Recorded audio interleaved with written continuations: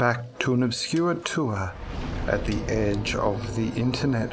I am your host, the Nameless Tour Guide, and today we will be meeting Siegmeyer of Catarina. We will be meeting Knight Lautrec of Carim.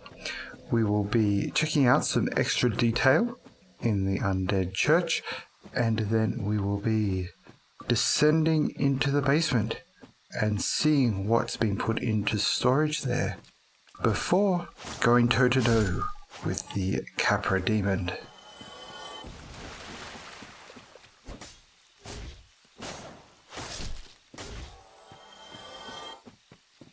It's just a quick note on how I'm going to structure the tour going forward.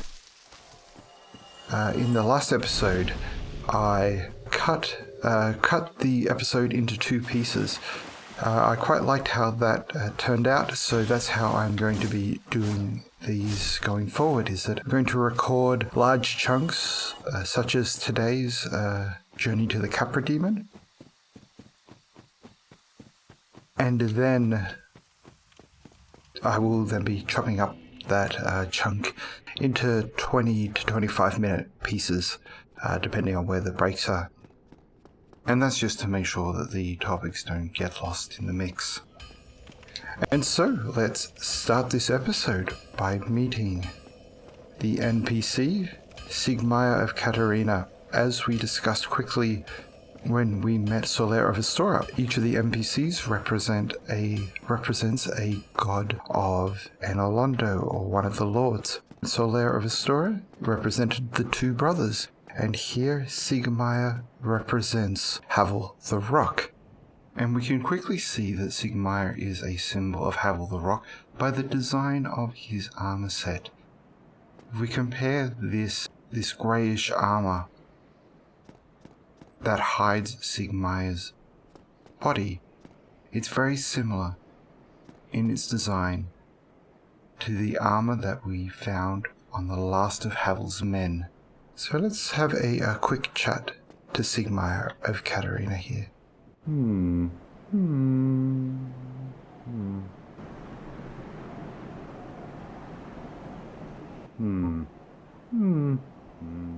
Oh, forgive me. I was absorbed in thought. I am Siegmeyer of Catarina. Quite honestly, I've run flat up against a wall, or a gate, I should say. The thing just won't budge, no matter how long I wait. And oh, have I waited. So here I sit, in quite a pickle, weighing my options, so to speak.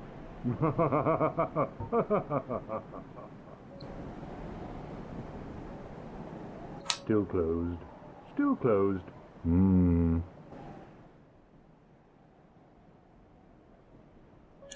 so there we have Siegmeyer of Catarina, and Siegmeyer is on his own quest, just like Solaire of Astora and many of the other NPCs that we will meet along the way. And Siegmeyer is looking for something. He is on a quest for something, but he doesn't quite know where it is. At the moment, he believes it's in Anor Londo. But to get to Anor Londo, you must first go through Sen's fortress, but Sen's fortress is locked. So Siegmeyer has to sit here and wait for somebody else to open this gate for him. And that is what we are seeing here, and this is telling us the story of Havel the Rock. And this might be a little bit contentious. I don't think anything I've said so far has been contentious, because you may not believe the theories, but I haven't really said anything. I don't think that will kind of get people angry at me. And I think this one will, because Havel the Rock has become seen as a very protective father figure. And Havel the Rock was that protective father figure. Well, he was meant to be that protective father figure. His role in Lordran was to protect the realm by keeping everyone in their place as the leader of the Way of White. But sadly for him and the inhabitants of Lordran, Havel the Rock was not up to the task set for him by Gwyn. So, when we first heard about Siegmeyer, it was actually from Andre of Astora in the last episode, and he referred to Siegmeyer of Catarina as the bumbling Sir Onion. And that is what Siegmeyer unfortunately is, that despite his best efforts, despite his desire to protect what he's been told to protect, he's been unable to do so. But even so, Siegmeyer does not give up on his quest. He stays the course as best he can. And this can be seen by observers, such as Andre of Astora, as bumbling his way through Lordran in the hopes of finding what he's looking for. And so Siegmeyer sits here and waits for Sen's Fortress to unlock, for someone else to effect the change in the world that he needs to continue his quest. Now that's not to say that Siegmeyer isn't capable. Far from it, he is quite the warrior when we see him in action. It's more that he gets lost in thought, weighing his options. He's a slow-moving character rather than one that acts quickly. And that is the story of Havel the Rock as well. Havel the Rock was charged by Gwyn and made the head bishop of the Way of White to keep everybody in their place. And Gwyn was no fool. He knew exactly what he was doing when he gave Havel the Rock that charge. Havel the Rock was one of the least ambitious people in Lordran. He was a much more conservative character. He was somebody who sat still and waited for the world to change around him, and that's why he's called Havel the Rock. And so when Gwyn gave somebody the role to carry on his legacy, he gave that to Havel the Rock because he knew that Havel the Rock would follow those orders exactly. Unfortunately for Havel the Rock is that he was too slow-moving. He wasn't... the world changed around him, and Havel the Rock couldn't change with it. That wasn't in his nature. And so he finds himself outplayed by the more agile characters in Lordran. And to the point where Menace, as we talked about in the last episode, was able to lock Havel the Rock away.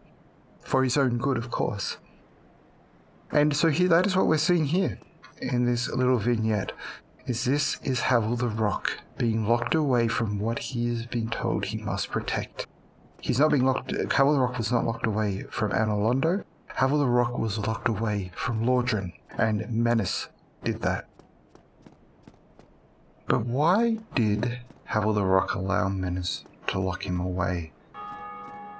Well, much like we're seeing with Siegmeyer here as he sits and he ponders his options, Havel the Rock at that time was also in a conflicted state.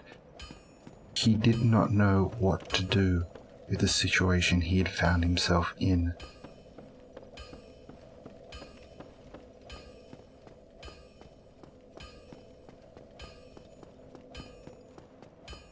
And as we continue our journey and see more of the story of Solera Astora and Siegmeyer of Catarina, we will see more of the detail of the two brothers of Anor Londo and Havel the Rock.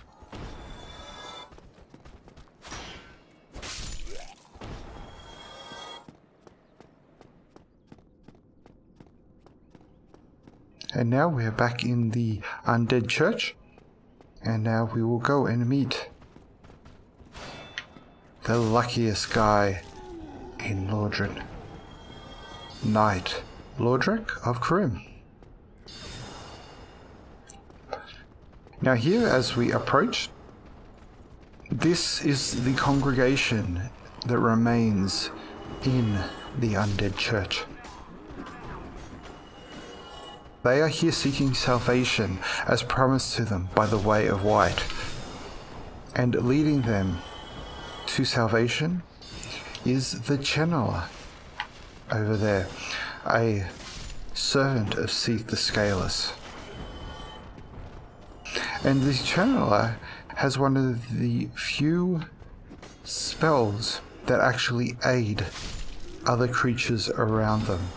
And that's an interesting part of the design of the channeler, is that they are actually leaders. Now, as we try to get close to the channeler, he attempts to flee and to attack us from afar. But just see if you can notice just some of the design of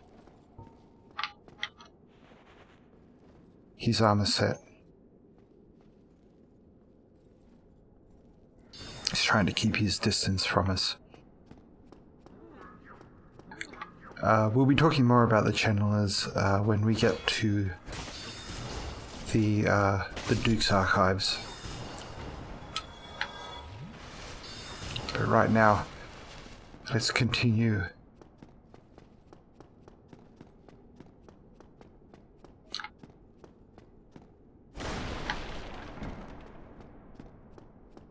And here we are, Knight Lautrec of Carim. Oh, still human, are you? Then I am in luck. Could you help me? As you can see, I am stuck without recourse.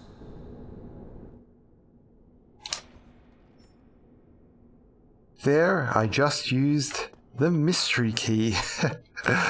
And that makes me laugh because most of the keys in Dark Souls are mystery keys.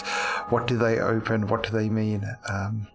But this is not just a mysterious key like the other keys. This is a mysterious mystery key. The purpose of this key is unknown. It appears to be a basic prison cell key. So, humanoid construct, Elder Futhark runes with story details, hair colors in character creation screens having story information within them, boss battles representing key character relationships. To Velka, those are not mysteries. That's just good storytelling for which she will win many BAFTAs, I'm sure. When Velka has a mystery for you, she will tell you she has a mystery for you. And this mystery that Velka wants us to solve is centered around Knight Lautrec of Carim. But leaving that mystery aside for the moment, who does Knight Lautrec represent? Well, if we look at his armor designs, he's plated in gold,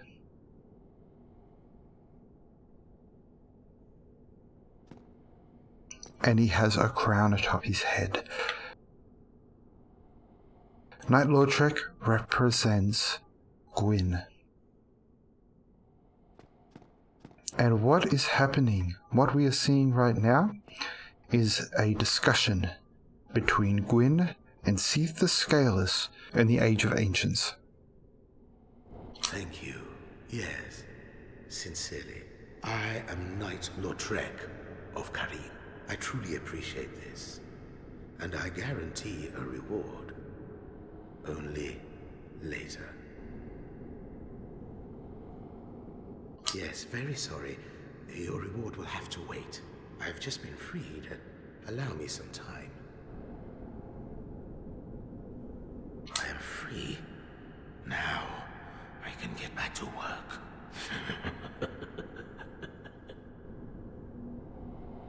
So there we have it. Knight Lautrec of Carim, the luckiest guy in all of Lordran. And he is going to get back to work. And we will get back to work of figuring out what the mystery is that surrounds him.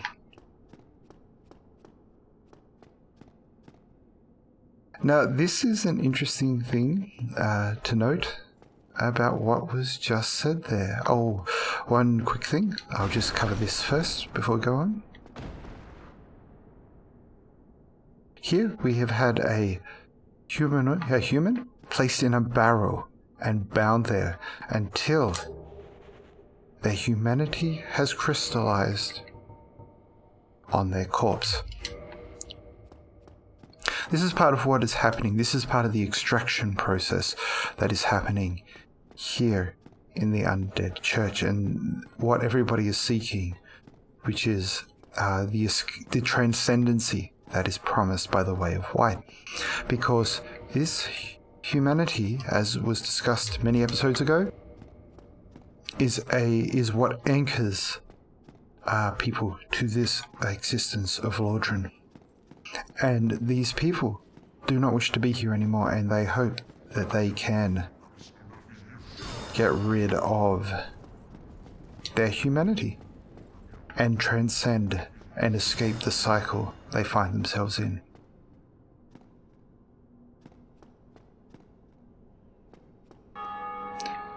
So, Knight Lautrec of Carim, and just what I wish to discuss while we fight these Boldor Knights is, notice he uses the term get back to work.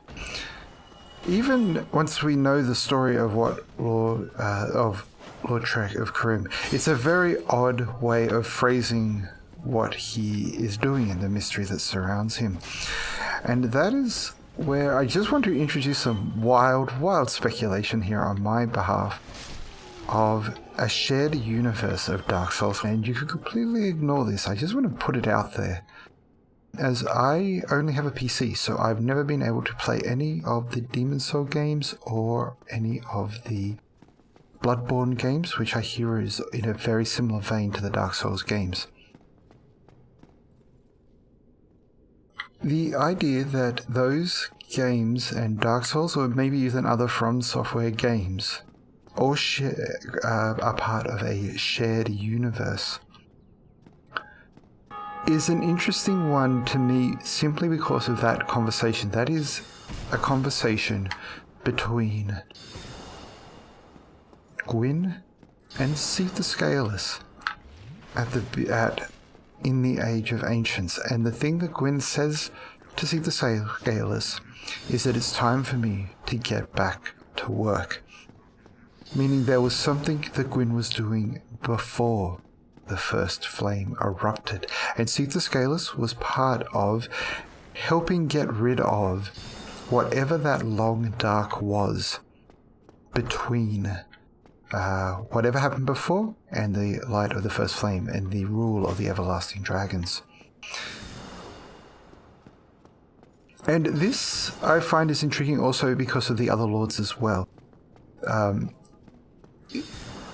I was never able to find a good answer to why Nito is dead. He's simply the first of the dead, and that's all that's really stated.